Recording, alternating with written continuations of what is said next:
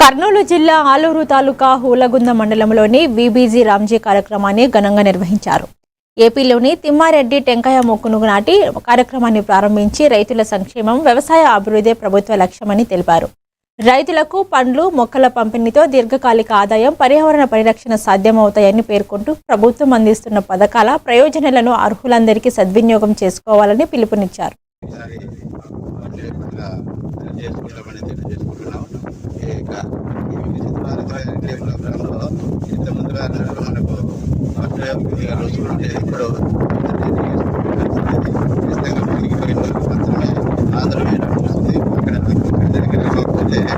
ఆదరవేయడానికి రాదు.